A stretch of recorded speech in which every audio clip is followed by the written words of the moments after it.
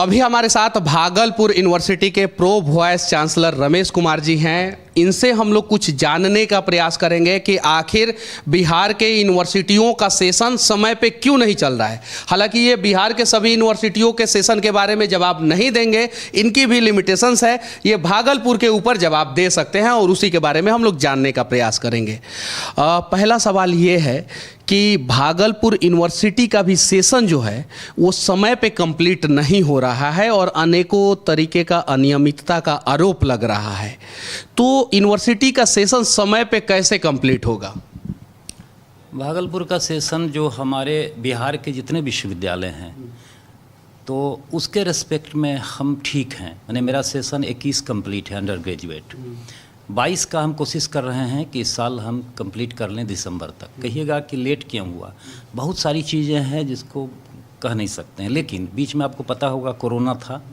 Corona 2 साल इसमें चला है। एक और सवाल सर, पूरे देश में बिहार के अलावा भी 28 राज्य है, क्या बिहार के अलावा कहीं भी किसी भी यूनिवर्सिटी का सेशन लेट होता है? अब देखिए ये तो जानकारी है, लेकिन शायद नहीं है, हम कंक्रीट नहीं कर सकते क्योंकि इसका स्टडी का शायद नहीं एकदम नहीं होता है। किसी भी यूनिवर्सिटी का सेशन लेट नहीं होता है, सिर्फ बिहार के ही यूनिवर्सिटियों का सेशन लेट होता है। सर अब बताइए। हाँ, तो बिहार में अब क्या कारण है? यहाँ जब as a pro vice chancellor हम देख रहे हैं उसमें क्या हो रहा है कि जैसे यहीं पर हम कोई प्रोग्राम निकालते हैं, प्रोग्राम निकाल देते हैं, चाहते हैं कि हम उसी के अनुसार परीक्षा ले लें, परीक्षा लेके कॉपी की जांच करवाएं। जैसे ही प्रोग्राम निकालते हैं फिर कुछ ग्रुप लड़कों का आता है कि मेरा छूट रहा है, मैं कहाँ था, मैं बाढ़ में था। एक तो बिहार में बाढ़ की भी समस्या होती है, तो लड़कों का सही या जेन्युइन डिमांड हो या ना हो, लेकिन उनके लिए फिर विचार करना होता है। फिर अगर बाढ़ आ जाएगा तो क्या इलेक्शन रद्द किया जाता है? अगर कोरोना आ जाता है तो क्या इलेक्शन रद्द किया जाता है? बाढ़ से बड़ा आपदा कोरोना आया था तो इलेक्शन रद्द नहीं हुआ। उस समय भी मोदी जी जबरदस्त तरीके से चुनाव प्रचार किए, नीतीश कुमार जी भी हेलीकॉप्टर से घूम के प्रचार किए, रद्द नहीं हुआ।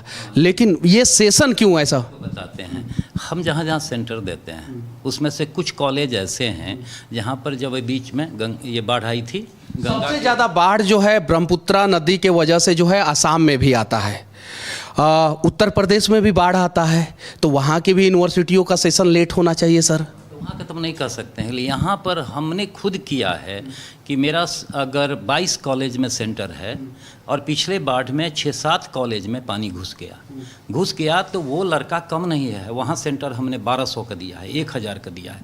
जब हमने खोजा कि सर बाढ़ कौन से सीजन में आता है वो तो आपको पता है, हमको पता है और पढ़े लिखे सभी लोगों को पता है।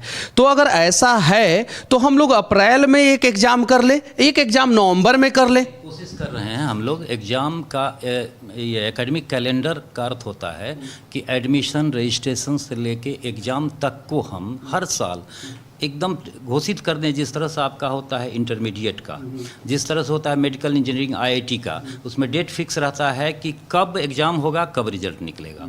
तो कोशिश हम लोग कर रहे हैं उस ओर, चूँकि हम भी आए हैं यहाँ पर, शुरू से तो है नहीं, आए हैं, हमने देखा है।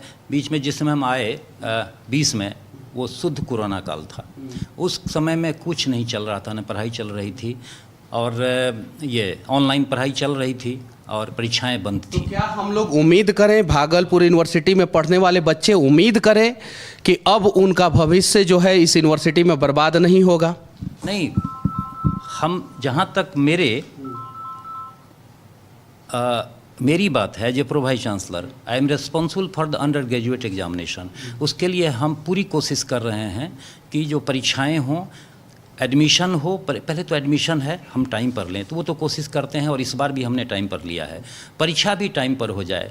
कुछ जो दिक्कतें हैं, जो लोकल दिक्कतें होती है, उसको दूर करेंगे और हम होप करते हैं कि सवाल मैं थोड़ा सा लिंक से हट के पूछ रहा हूँ, शायद पता नहीं आपको अच्छा लगे या बुरा, मैं पहले ही माफ़ी चाहता हूँ।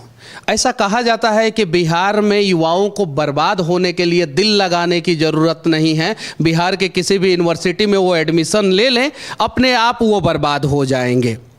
क्या ये बात सत्य है या असत्य है?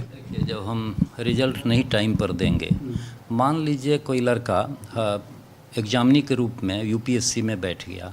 बीपीएससी का तो कहना मुश्किल है, यहाँ तो बिहार का बीपीएससी भी है तो उसको आप देखिएगा 5-5 साल का एक बार एग्ज़ाम होता है, वहाँ की भी वही स्थिति है। लेकिन जो सेंटर के एग्ज़ाम्स हैं तो उस एग्ज़ाम में अगर बैठना है एज एग्जामिनी तो उस समय लड़कों को दिक्कत होती है, उसको समय पर रिजल्ट नहीं मिलता। हम लोग कोशिश करेंगे ये भागलपुर हम लोग उम्मीद कर सकते हैं कि रमेश कुमार जो है वो भागलपुर यूनिवर्सिटी को सुधारने में एक महत्वपूर्ण योगदान निभाएंगे। एक अंग्रेजी में कहेंगे I will try my best, बस। चलिए ठीक है, अच्छा लगा।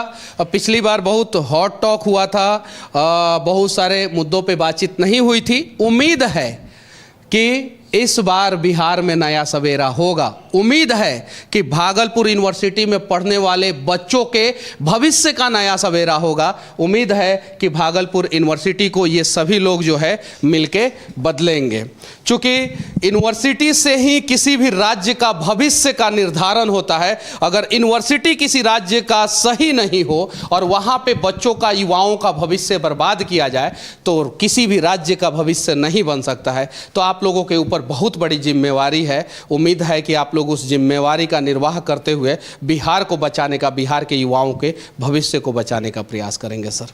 धन्यवाद। जय हिंद सर। आप भी कम से कम ये कर रहे हैं, समाज के लिए जागरूकता फैला रहे हैं, क्वेश्चन नहीं कर रहे हैं बल्कि हम लोगों को भी जगा रहे हैं। आप थोड़ा पिछली बार के लिए मैं माफ़ी चाहता हूं, चूंकि पिछली बार आपसे बहुत हॉट टॉक हुआ था, झगड़ा हुआ था, तो मैं उसके लिए माफ़ी चाहता हूं।